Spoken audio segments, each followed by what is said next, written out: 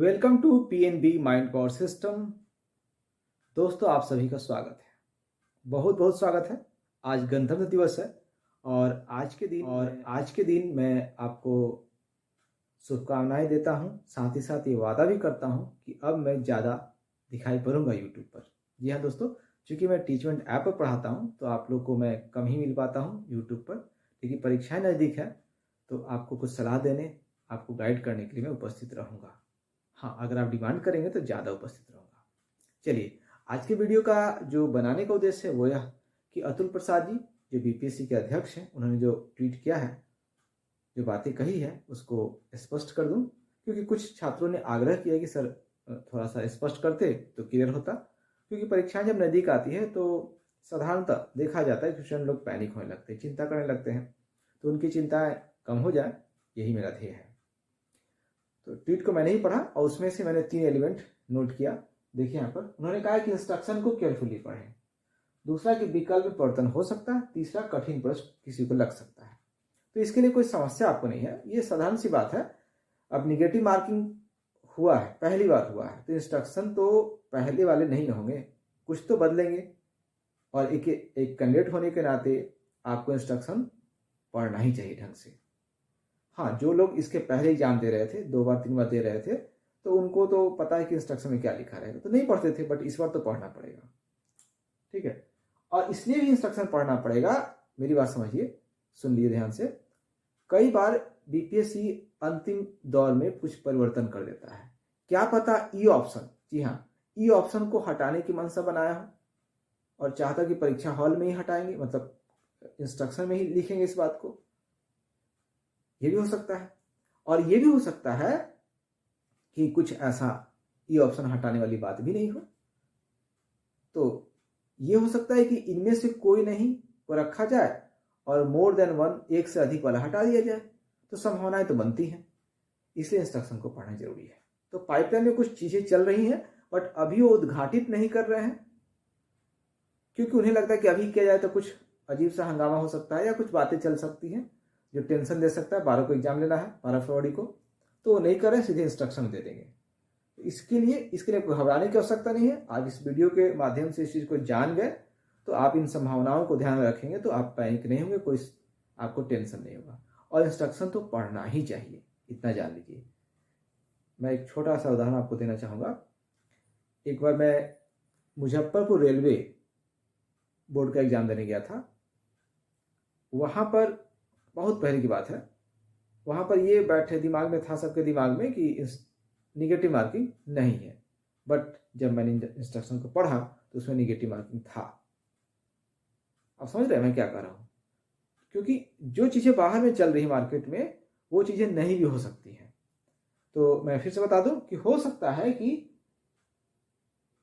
जब आप पढ़ेंगे इंस्ट्रक्शन को तो उसमें मिलेगा कि ये ऑप्शन नहीं है, या फिर है लेकिन वो इनमें से कोई नहीं सिर्फ है, मोर देन वन, एक से अधिक वाला नहीं। हो सकता है, मे बी पाइपलाइन में है तो हो सकता है, और नहीं भी हो सकता है, ठीक है। क्योंकि लग रहा है कि वो लोग अभी डिसाइड नहीं कर पाए हैं और कहीं डिसाइड करते करते और लेट ना हो जाए, इसके लिए उन्होंने कहा कि इंस्ट्रक्शन को पढ़ लीजिएगा। क्लियर है?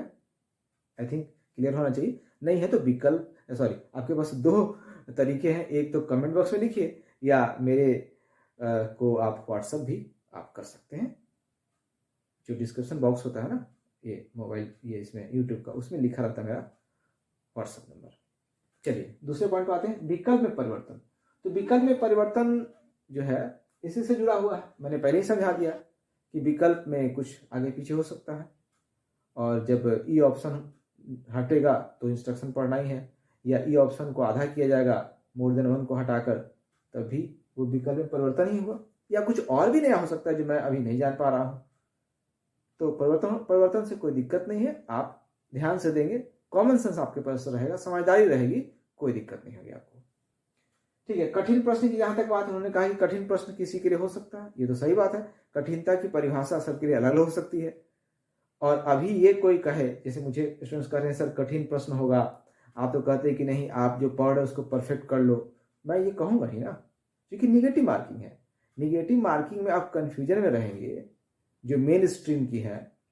जैसे लखनऊ अधिवेशन कब हुआ, 1916-17, अब मेन स्ट्रीम का क्वेश्चन है, हल्का क्वेश्चन है, इसमें आप कंफ्यूजन में है, तो आपको तो पहले अपना बेसिक ठीक रखना पड़ेगा।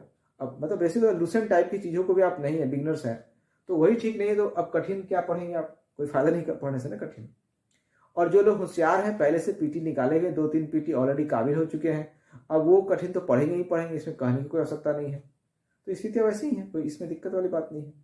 तो मैं समझता हूँ कि तीनों ही पॉइंट, तीनों ही एलिमेंट्स आपको स्पष्ट हो गए होंगे। फिर भी अगर मन में कुछ है तो आप कमेंट कर सकते हैं, व्हाट्सएप कर सकते हैं। हाँ दोस्तों, एक बात मैं और बताना चाहूँगा, निगेटिव मार्किंग है, इसलिए आप अगर ज़्यादा निगेटिव लेते हैं तो डूब सकते हैं। परफेक्ट आंसर होना चाहिए, टिप ऑफ टंग पर जानकारी होनी चाहिए। इसके लिए कुछ टेक्निक है हमारे पास, चाहे तो आप हमसे जुड़ सकते हैं, प्रतिदिन भी जुड़ सकते हैं। आप ऑनलाइन में हैं तो ज़्यादा अच्छा रहे कि ऑफलाइन में मेरे पास आकर टेस्ट दीजिए, या ऑनलाइन में भी है, दूर भी हैं, तो आप वीडियो कॉन्फ्रेंसिंग की तरफ से जुड़ करके आप अपना निरीक्षण मेरे से करवा सकते हैं, और प्रतिदिन करवा सकते हैं। प्रतिदिन आपको मॉनिटर किया जाएगा, और प्रतिदिन मैं आपको ध्यान दूंगा, क्योंकि मैं पार्टिकुलर केयर करता हूँ, इसे भीड़ नहीं लगाता हूँ। तो आपको 15 दिन 30 दिन बन जाएगा, ठीक है। क्योंकि आप मेरे अनुसार जब पढ़ेंगे तो हर एक 10 मिनट, हर एक 5 मिनट, यानी कि हर मिनट का आप क्या करेंगे, ज़्यादा मैक्सिमम यूटिलाइजेशन कर पाएंगे। आप खुद समझ आ रहे हैं।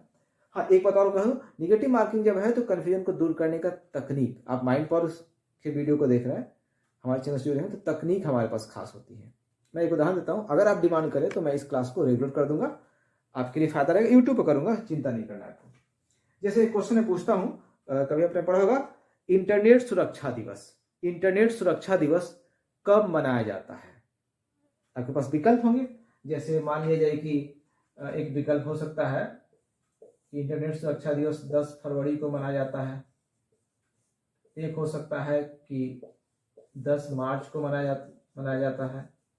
एक हो सकता है कि 11 मार्च को मनाया जाता है। एक हो सकता है, सॉरी यहाँ सी होगा, एक हो सकता है यहाँ पर कि 11 फरवरी को मनाया जाता है, और एक वही जो ई वाला ऑप्शन है, नन ऑफ दीज वाला, मोर देन वन वाला, ये भी हो सकता है।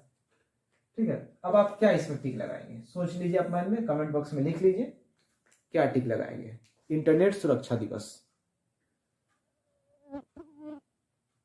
थोड़ा सा टाइम में दे रहा हूं आपको। चलिए, हो गया, जो भी हो, गलत सही जो भी हो मैं आपको बताता हूं।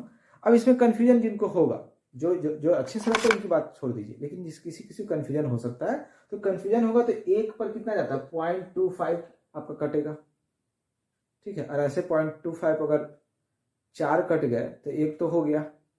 अब एक पर जो है 2-2 हजार लड़के होते हैं, समझिए कितना पीछे चले जाएंगे। इसे perfect answer, tip of tongue पर आंसर याद रहना चाहिए आपको। ऐसे में कुछ ट्रिक्स एंड टेक्निक्स काम आएंगे, ठीक है। और वो जंतर मंतर टाइप का बाजारू नहीं, ढंग का मैं वो बता रहा हूँ। और हाँ, आप चाहेंगे तो इस क्लास को, ट्रिक्स और टेक्निक क्लास का डिमांड कर सकते हैं, मैं रेगुलर कर दूंगा, और बहुत ढंग का रहेगा। आप जो पूछेंगे वही मैं बताऊंगा, अपने तरफ से नहीं, आपकी जो समस्या है उसका समाधान करूंगा। तो चलिए इस प्रश्न को बताता हूं, यह है आपका इंटरनेट सुरक्षा दिवस, है ना। तो इंटरनेट सुरक्षा दिवस के लिए अब देखिए, मैं इसको समझाता हूं हल्का सा, थोड़ा देर में हो जाएगा, थोड़ी देर में हो जाएगा।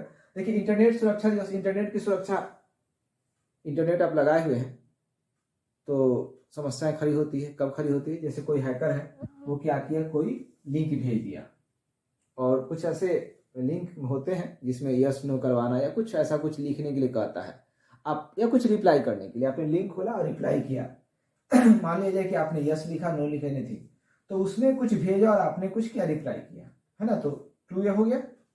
अब इसी को क्या करना है, ऐसे करके, है ना, हॉरिजॉन्टल है, आप इसको वर्टिकल कर दीजिए, तो क्या हो जाएगा, 11 हो जाएगा, है ना, 11 हो जाएगा।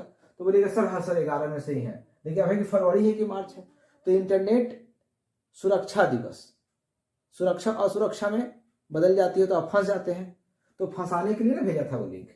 तो फ से फंसना, यानी कि फ से फरवरी, ठीक है, 11 ये हो गया, और ये फ से फंसना यानी फरवरी, तो ये हो गया इंटरनेट सुरक्षा दिवस के लिए। अब ये जो है, अगर आप इस ढंग से याद किए हैं तो परीक्षा हॉल में चाहे कितना भी कंफ्यूज करने वाला ऑप्शन बीपीएससी बना ले, आप नहीं कंफ्यूज होंगे। या तो आंसर एकदम एग्जैक्ट करेक्ट याद रहेगा, या फिर नहीं रहेगा, तो निगेटिव मार्किंग नहीं होगा, और याद रहेगा ही रहेगा।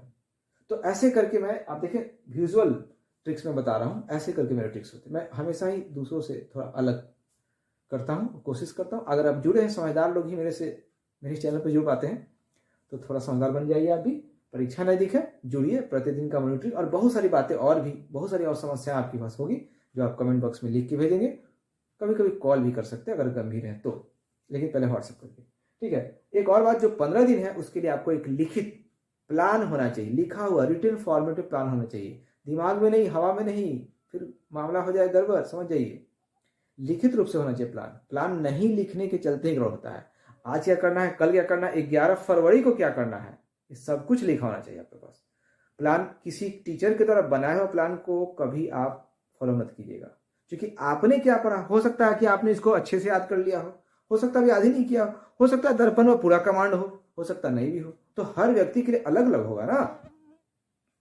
तो आप बनाएंगे रोड मैप। हाँ, अगर मेरे ऐसा कोई शिक्षक हुआ, उसकी समीक्षा कर सकते हैं, बता सकते हैं कि ये क्यों नहीं रखा आपने, इस पॉइंट को रखो भाई, आपने आधुनिक भारत को चर्चा ही नहीं की है, कहीं है ही नहीं, इसमें सबसे इंपॉर्टेंट यही है, ठीक है। तो इस तरह की चीजें प्लान में रेक्टिफिकेशन का जो काम होगा वो शिक्षक से आप करवा सकते हैं, जिससे आप जुड़े हुए हैं, जिन्होंने आपका टेस्ट लिया था। जी हाँ दोस्तों, जिसने टेस्ट लिया था वही प्लान आपके लिए बना सकता है, क्योंकि वो आपके माइंड को पढ़ा है, ठीक है।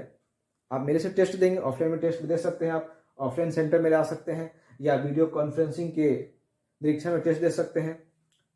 फिर टेस्ट को हम देखेंगे, उसको एनालिसिस करेंगे, कहाँ कमी है उसके अनुसार प्लान बना देंगे। मैंने पहले प्लान रॉ मटेरियल आप करेंगे, मतलब एक रॉ डाटा बनाएंगे, फिर मैं उसमें सुधार कर दूंगा।